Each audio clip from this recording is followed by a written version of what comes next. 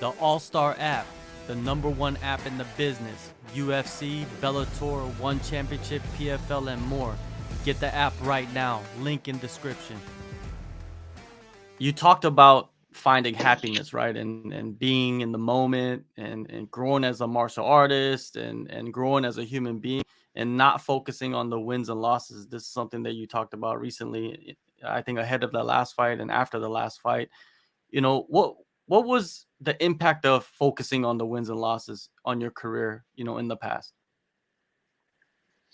Well, man, I'm a big believer in kind of like how you do anything is how you do everything. So like for me, whenever I was just fixated on a particular outcome and saying uh, I'll be happy when I get a win, or you know what I mean, everything I won't be as stressed out once I get a win, or all my problems will go away, financially, this and that if I get a win, and then in return, what that kind of I found kind of wired my brain was for always being fixated on a particular goal to determine whether or not uh, I was living a life of fulfillment. You know what I mean?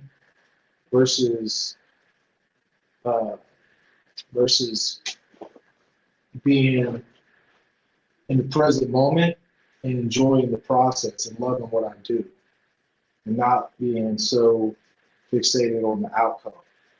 And when I was in that kind of mental framework, it affected every aspect of my life because, you know what I mean? If I was just like, if I could do this, then I'll be happier. If this can happen, then I'll be happier. This.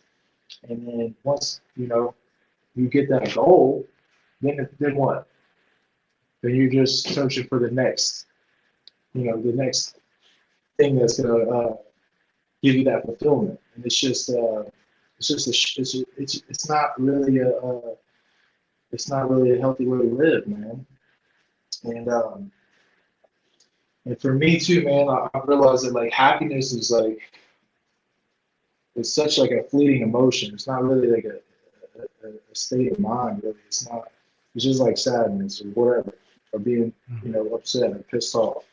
What I found is waking up with gratitude, man, being grateful for everything that I do have is really what kind of shifted my mental framework and learning to move and learning to be motivated by positive emotions versus negative ones because previously in my career uh, it was known I was a negative stimulated athlete. You know what I mean? I let anger, I let fear, I let people trying to prove people wrong be my motivation. And at the end of the day, nobody's gonna want to keep feeling those emotions in order to get motivated to wake up to go fucking get punched in the face every day at practice. You know what I mean? We, we do this because we love it. You know what I mean? And so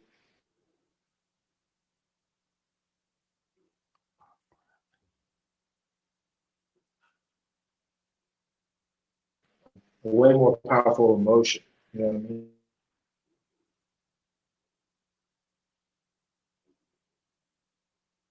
I'm sorry, I keep cutting out. And so, Yeah. anyways, uh, every day I wake up with gratitude and love for the sport, man. And that gives me the fuel to grow, and it gives me um, what I need to be the athlete that I know I am, to be the fighter that I know I am. Because it was always here. You know what I mean? You can't look at the division and tell me there, that I'm not one of the top five best athletes in that division. It's just you can't. I can't think of hardly any. And I put in. I've been in the sport for 11 years. I've had 12, 13 fights in the UFC. So my fight IQ is there. So like I'm a seasoned veteran. I'm an athlete. So what is the the fucking problem here? You know, why am I not getting um, why am I not getting the results that I should be getting? And there was, you know, two things. It was one of them was my training environment. Um, my training environment, you know what I mean? Mississippi, unfortunately, I love where I'm from, but you know, we don't have, you know, a big martial arts gym. You know what I mean? We don't have one of those huge central hubs. And I was traveling to train during when I would get fights, you know, and I wasn't progressing like that. You know what I mean? Because I would come back home and I would just pit a paddle around and then wait till I get another call for a fight. And another thing is like all my fights were short notice. So it's like, Mm.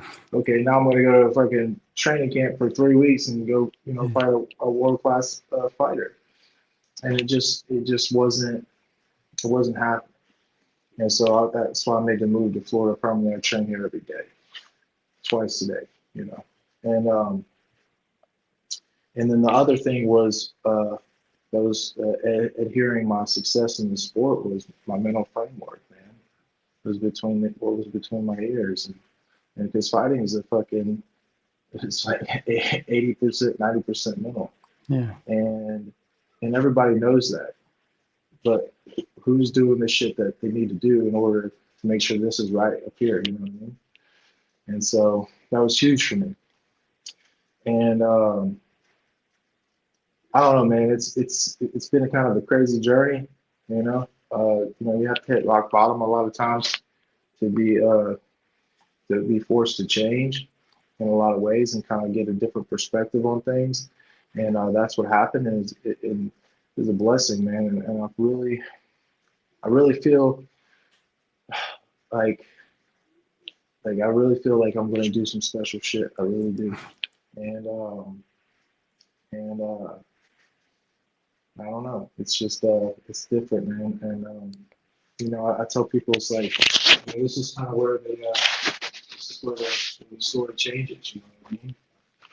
This is where, you know, the kind of the dream unfolds. You know, and that's how it feels. Like, you know, I've done put in the work. I've done went through the adversity. I've done went through the fucking the trials, the tribulations. I've learned all the lessons. You know what I mean? It's like I'm done with that. You know what I mean? Now it's time to get what I put out. You know what I mean? Now it's time for the narrative to change. You know what I mean? So that's just how I feel.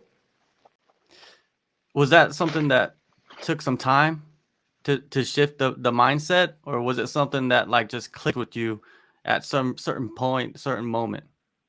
No, it took a lot of time, man. And I don't have it all figured out, man, because like I Yeah. said, it's not a destination, it's a journey. You know what I mean? And so it's constantly learning and growing and doing the things that I need to do in order to be the best version of myself, whether it's a father, whether, you know what I mean, whether it's a fighter, you know, whatever the case may be, a friend, a son. Um, so it was, you know, it was after the Andre Arlovski fight Mhm. and everything that kind of happened with that, man. And then like, and leading up to it, man. And that's a long story, but it was just like all these things started fucking happening, you know, that like I had no control over. And I was like, you know what? I don't know. I was like, I don't know why this shit's happening to me, but you know, there's a lesson to be learned here, and I know that if I don't um, work on myself upstairs, then I'm going to slip into a fucking dark place that I don't want to be. You know what I mean? Yeah.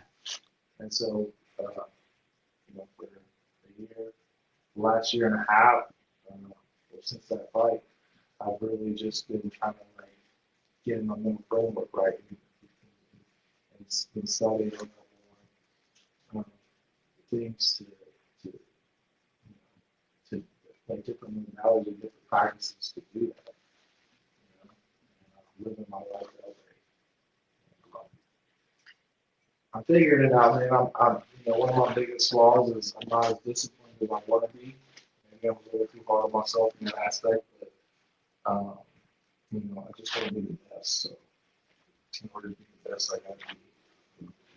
It's a process and figure it all out.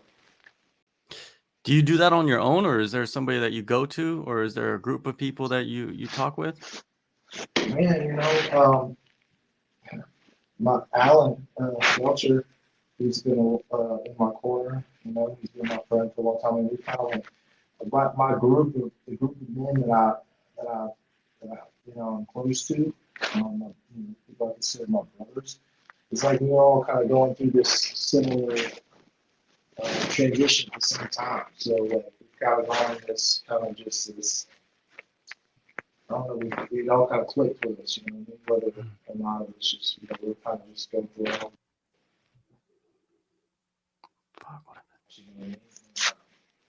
So those guys, Alan Smelcher, Robbie Ellis, who's also been in my corner. Just different people I've talked to. A lot of different men, a lot of different conversations that have been had, and I realized that like I'm not the only one. You know what I mean? That kind of like feels this way and understands it. It's just that some people just don't really know how to articulate it or put their thoughts into words or whatever the case may be. But there's people that I talk to. Really and truthfully, like I have 3 daily disciplines that have kind of set the framework and the foundation for that. One is 10 minutes of meditation. The other one is reading 10 pages of a book, and then the third one is writing in a journal for that day. How my day went, whatever is on my mind, whatever the case may be. And if I don't do all 3 of those, and one of those are getting done, it's not negotiable. And so that's kind of led to a lot of different things. And I also do like a lot of research on things like neurological, like neuroscience, things that really help the brain. I take my nutrition, so I do other stuff. And so like I just try to keep that healthy and that firing off, and then obviously like the spiritual path of it all. But I'm not gonna dive all that. It's more personal. So it's been cool, man. It's been cool. And so I realized that the difference between heaven and hell is what's between your ears. You know what I mean? Yeah. So I was like, fuck that. I'm not doing anything.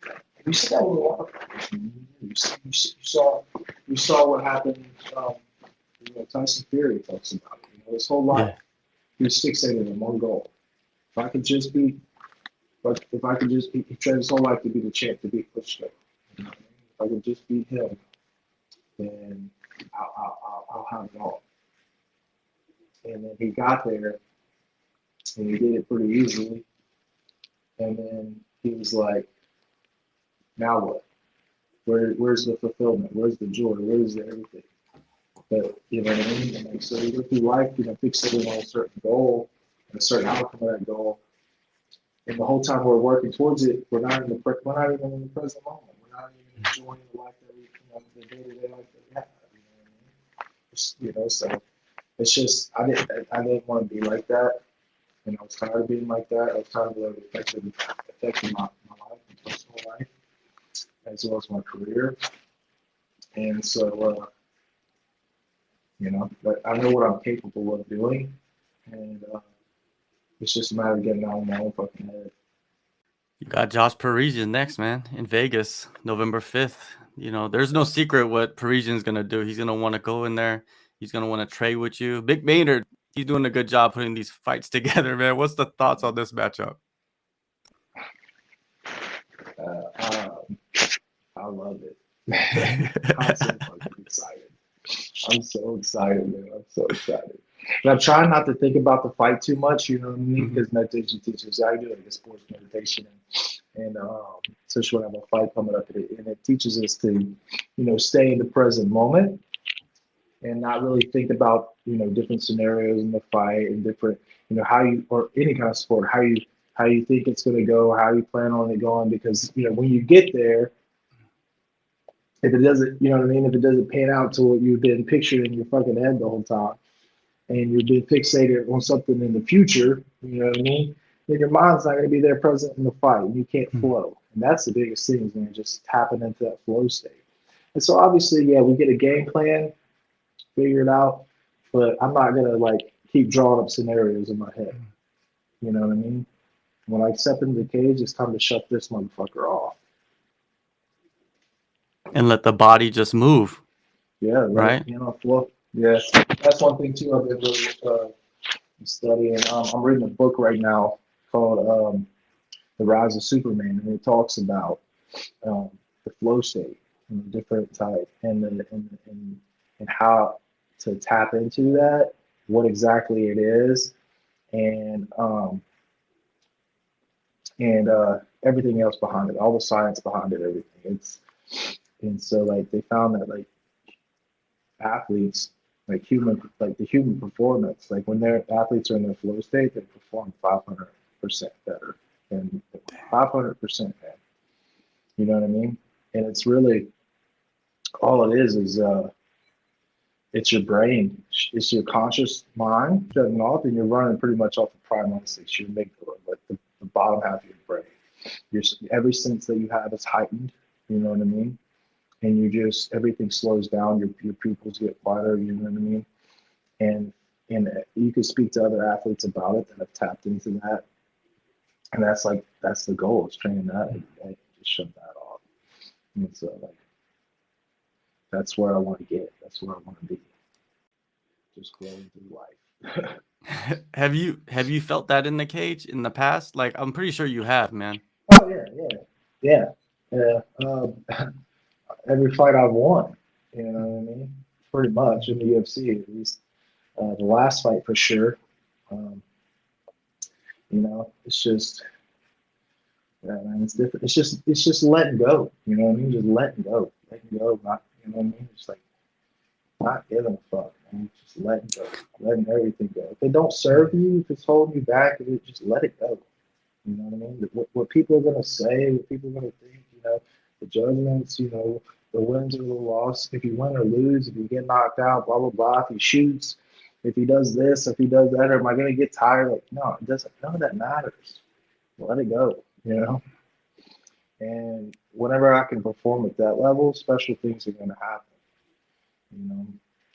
And special things are gonna happen November 5th.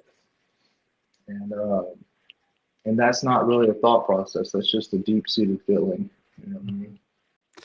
November 5th, man, UFC Fight Night in Las Vegas. If you want to know more about Chase or the event, go down in the descriptions and download the AllStar app. Chase, man, great conversation. I can't wait to see this fight, because Josh, I spoke with him as well, and he's down for this. He loves this matchup as well, man. And when you got both guys loving the matchup, something special is going to happen.